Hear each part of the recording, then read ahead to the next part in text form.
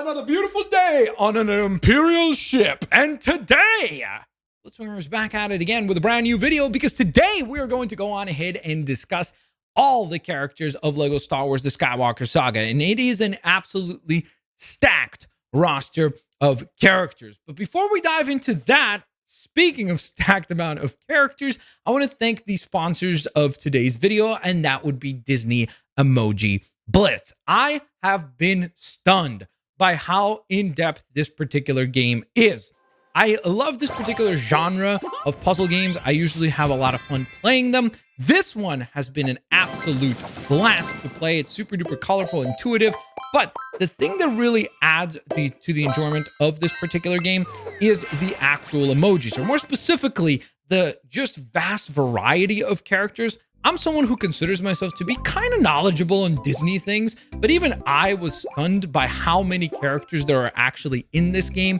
And then the fact that the emojis themselves have unique abilities is super duper fun because it adds so much more strategy to the actual gameplay process.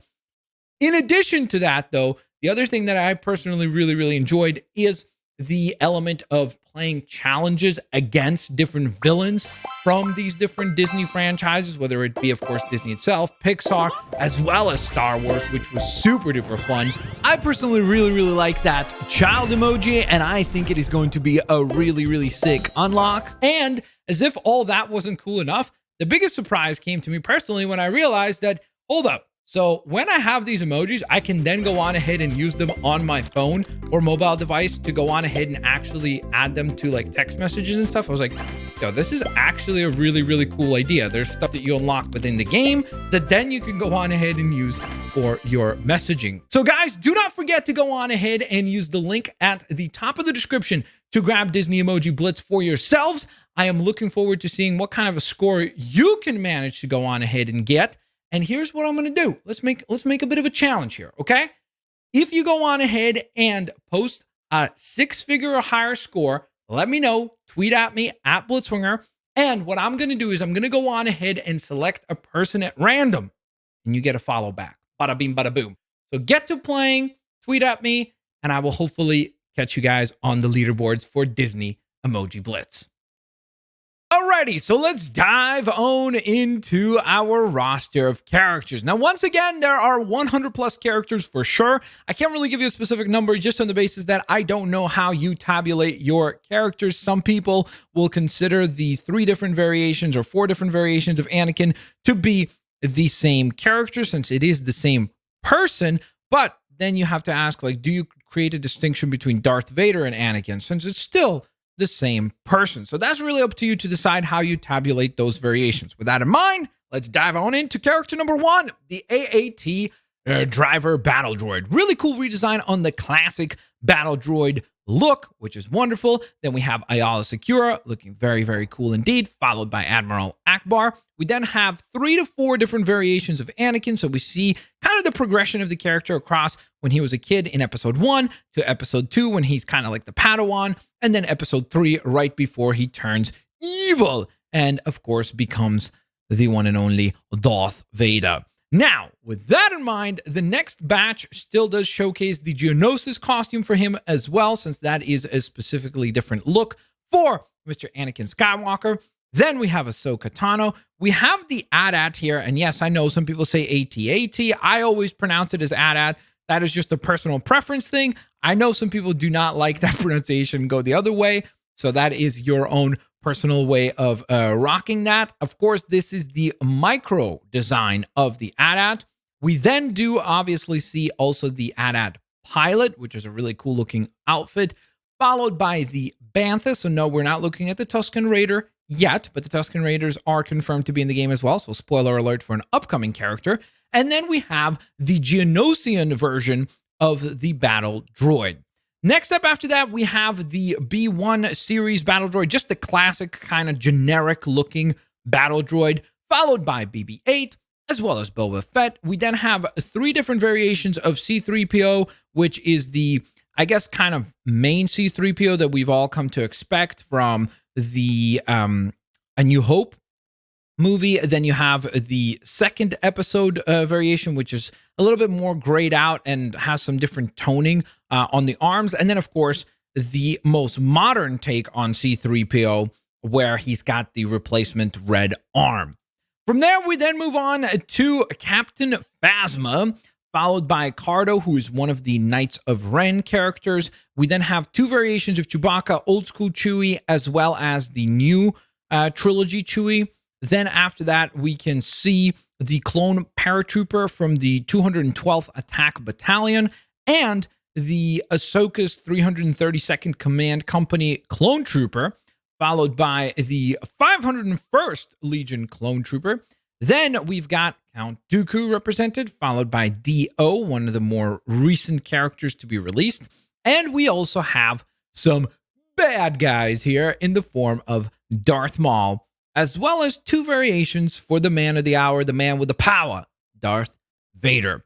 We have seen Darth Vader both masked and unmasked in some of the trailers. The actual look for him unmasked is incorrect on that image. It looks a little bit more modernized in the game, but I wanted to make sure that we had the clear kind of, aesthetic of the white backgrounds overall for all of the figures. So that's why I'm using that as a bit of a placeholder image. Next up from there, we have the Droideka, followed by a variation of the Elite Praetorian Guard. So you have two different variants showcased here, and then there will be another one coming down the line. So don't worry, all three variations will be covered. They have distinct little differences, whether it be the shape of the helmet, the design on the legs, like if it's the leg design or kind of like a skirt piece. But for the most part, obviously, they're going to have some overlap.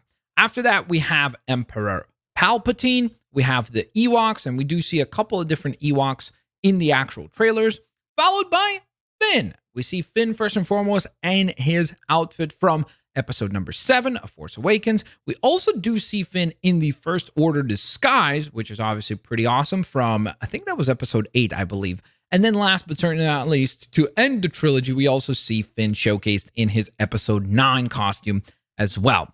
After that, we have the First Order AT-ST. I know what some people are going to bring up at this point, like, hey, are vehicles considered to be characters, etc.? Again, that's a personal preference thing. Some people do consider them to be a crucial part of the games and feel like they need to bring them up as actual, like, characters. To me, it's because they're playable. I think that they are in the consideration, right? Next up from there, we have the showcase of the First Order AT-ST, which I mentioned, followed by the First Order Stormtrooper. Then we have a Gamorrean Guard, which is awesome to see, and General Grievous. And that wraps up that frame of characters. We then move along to our next batch, which is very, very, very colorful, as you can see. And it kicks things off with General Hux from the new trilogy, followed by General Veers. Then we see the Gonk droid, which is going to be the power droid. And then we also see the holiday version, which was part of those like holiday calendars that LEGO does. So that's that variation. We then see Griata and Greedo as well. Now we stumble across the man who's known as Han Solo, and we get a lot of Han Solo. We have, of course, the classic design. We have the Hoth design. And even in the trailer, we do see him rocking multiple different costumes on Hoth, whether it be hooded, unhooded. So you have to keep that in mind, coupled with the fact that, of course, we also know about the Endor costume and the Episode 5 costume. And then, of course, it's safe to assume that we will get an Episode 7 costume revealed as well, just so that we get every variation. And as if all that wasn't enough, I can almost guarantee you that we'll probably get a Solo actual DLC for this game. And if that's the case, we're probably going to get a variation of Solo, Han Solo as well. Did I say Solo enough there? I think I did. Next up from there, we have Jabba the Hutt, who was an awesome character before. Glad to see a return from Jabba, followed by Jango Fett. From there, we then jump on over to Jawas, Jar Jar Binks, and Janna in the top row of characters, working our way from left to right. So, of course, we have a nice little showcase from a plethora of different Star Wars movies and, I guess, shows as well. Then the lower portion of that actually has another Knight of Ren, who is known as Kuruk. He's the character right in the middle there. And then on the left-hand side, we have the 501st Legion Jump Trooper included as well. Then we jump into another character that gets multiple variations and will appear in multiple different looks, and that would be Kylo Ren. So we have his initial appearance where the mask is perfectly fine, no battle damage, no scars on the face or anything like that. Then we jump into episodes 8 and 9, where you obviously have the scar across the eye, as well as the battle damaged helmet available as well. So multiple different looks. And of course, all 3 episodes that Kylo appeared in will be represented within the game as well. Then we have Lando Calrissian. Now, with Lando, just like I mentioned with Han Solo, I'm sure that we will most likely get him in a variation that we see in the Solo movie, but that's probably going to be DLC. That's just my guess. But what we do know is that we will have the Administrator outfit, we will have the Skiff Guard disguise outfit, and we will see the older Lando Calrissian, because we see that in one of the trailers for the game where he has got that yellow sort of outfit, which is super duper cool looking. And last but certainly not least, for this frame of characters, we have Lobot. From there, we jump over to one of the characters that gets the most amount of attention to detail and variations, because boy, oh boy, we got a lot, and I mean a lot, of Mr. Luke Skywalker. So first and foremost, we are starting in the top left corner, and that is with the Dagobah variation. We then see the Bespin costume, followed by the Episode 4 costume. Not Episode 4. My apologies. What am I talking about? Episode 6 costume, followed by the Episode 7 costume, where he begins to train Rey. Actually, was that Episode 7 or was that Episode 8? That was Episode 8, wasn't it? Because Episode 7, we only see him at the very, very end. So yes, Episode number 8, I apologize, is the appearance for Luke Skywalker there. Then we see the X-Wing pilot costume. And last but certainly not least is the Blue Milk Luke Skywalker, which I think is actually the pre-order figure that you get when you buy the game. From there, we move along to our next batch of characters, which will kick things off with Luminara Unduli, followed by Mace Windu and Maz Kanata. We then got multiple variations for Obi-Wan Kenobi once again. So we have the Episode 1 Padawan costume, the Obi-Wan older variation in Episode number 2 with the longer hair. Then we have Episode 3 where he's got shorter hair again. And then, of course, you also do get a variation of Obi-Wan where he has aged, I guess, Jedi Master, right? He becomes the Jedi Master for Luke. So from there, we jump on over to Padme Amidala. Then we have Pageti Rook, who is a Skiff Guard character. Then we have a Phase 1 clone captain, as well as a Phase 1 clone trooper. And to wrap up this frame of characters, we have the Pit Droid. Next up from there, we jump on over to Plo Koon, and 2 variations for Poe Dameron, both the pilot costume and the look that he has in Episode 8. And also the look that he has in Episode 9. Again, will we get a variation of him from Episode 7? I'm certain that will be the case. It's just a matter of time. Then we have some Porgs and another variation of the Praetorian Guard. And to wrap up this lineup is the default variation, the first look of Princess Leia Organa that we see within Star Wars. Then we jump into Princess Leia in her Hoth attire, as well as her Andor attire.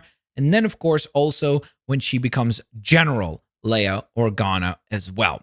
We have 2 variations of Qui-Gon Jinn, and that would be his regular look, plus the Tatooine kind of like, I don't even know, is it a poncho, I suppose, costume that he wears as well. And then we have R2-D2.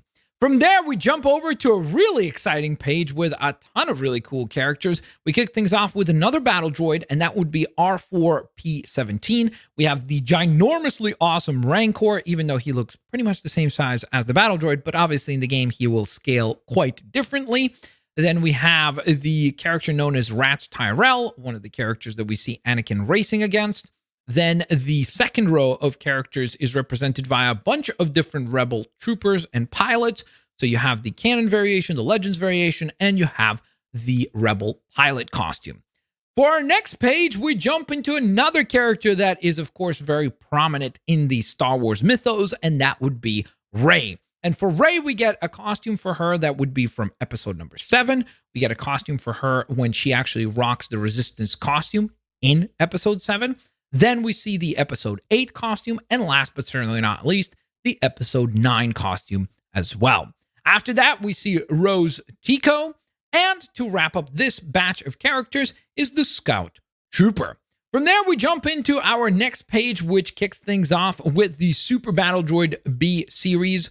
Then we have the one and only Supreme Leader Snoke, who I think we all wished would be a more interesting character than he ended up being. And then we have Sheev Palpatine as well. Then our lower batch of characters there is consistent of the Snow Troopers, the Stormtroopers, and Taun We. Our next batch is going to be our last frame of characters, and that is going to be the Tusken Raiders. We've got Wicket, we've got Yaddle, Yoda, older Yoda, so we will see both the younger Yoda and the older variation.